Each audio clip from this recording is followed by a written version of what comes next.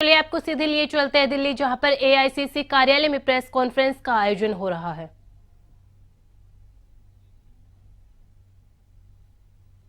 और जो वहां जुल्म हुआ है, जो ब्रुटैलिटी हुई है, जो क्रूएल्टी हुई है किसानों के साथ, उसके बारे में मैं बताना चाहता हूं। जब ये लोग पिछली बार आए थे देश के आंदोलन करने के लिए, एसकेएम 1.25 साल बैठे थे। 1.25 साल में एक भी इंसिडेंट किसानों की तरफ से, खेत मजदूरों की तरफ से ऐसा नहीं था जिसमें कोई वायलेंस हो, कोई झगड़ा हो, कोई उन्होंने तोड़फोड़ की हो। Nothing at all. उल्टा 600-700 किसानों ने अपनी जिंदगियां इस देश की खातिर, अनाज को, भंडार को भरने की खातिर, वो यहां दिल्ली के बॉर्डर्स के ऊपर गवा के गए। और उस वक्त प्रधानमंत्री साहब या बीजेपी के टॉप लीडर्स, इंटरनेशनल डोमेन में कहीं कोई हादसा होता था, कोई मरता था, तो उसके लिए 1 मिनट में ट्वीट आता था। लेकिन 700 किसानों और खेत मजदूरों के मरने के बाद भी एक भी अच्छा कोई ट्वीट नहीं किया, कोई सिंपथाइज नहीं किया। और जब वो आंदोलन खत्म हुआ, उनसे यह वायदा किया गया एसकेएम की लीडरशिप के और किसानों के साथ, जो लाखों लोग यहां दिल्ली के बॉर्डर्स पर बैठे थे, कि हम एमएसपी को एक लीगल लॉ बनाएंगे और इसके लिए हम एक कमेटी सेटअप करेंगे जल्दी।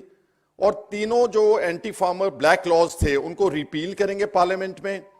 और आपकी जो बाकी मांगे हैं कि जो मुकदमे दर्ज किए गए हजारों लोगों के ऊपर ड्यूरिंग द लास्ट एजिटेशन, उन सबको हम वापस लेंगे और कॉम्पनसेशन देंगे। जो लोग यहां मर गए हैं उनके बच्चों को जॉब्स देंगे।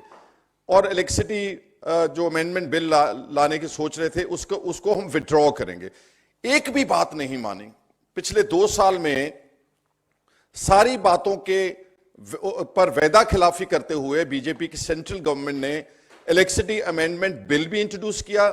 हमारे जो कंप्लीट नेटवर्क है गवर्नमेंट का, पंजाब से लेकर सारी स्टेट्स में जो हमारे इलेक्ट्रिसिटी बोर्ड्स थे, जो उनका डिस्ट्रीब्यूशन नेटवर्क था, जो उनकी जो तारें फैली हैं सारे देश में सरकारी, वो सारा अमला उठा करके प्राइवेट सेक्टर को, जैसे रेलवेज प्राइवेटाइज कर दी, जैसे एयरपोर्ट्स प्राइवेटाइज कर दिए, जैसे बाकी पब्लिक सेक्टर यूनिट्स प्राइवेटाइज कर दिए, तो इसको भी उन्होंने प्राइवेटाइज करने का बिल पार्लियामेंट में इंट्रोड्यूस कर दिया। उनके वायदे के मुकम्मल खिलाफ जाते हुए जो कमेटी बनाई एमएसपी को कंसिडर करने के लिए, वो ब्यूरोक्रेट्स की बना दी। जो किसान लड़ रहे थे उनको उस कमेटी में रिप्रेजेंटेशन ही नहीं दी। और पिछले 2-2.5 साल से उस कमेटी ने कोई मीटिंग नहीं की, कोई फ्रूटफुल रिकमेंडेशन नहीं की। और एमएसपी जो है उसको एक कानून बनाने से बीजेपी जो है मुकम्मल तौर पर पीछे हट गई। तो फिर किसानों के पास और खेत मजदूरों के पास और क्या रास्ता था? उन्होंने 2.5-3 साल इंतजार करने के बाद दोबारा अनाउंस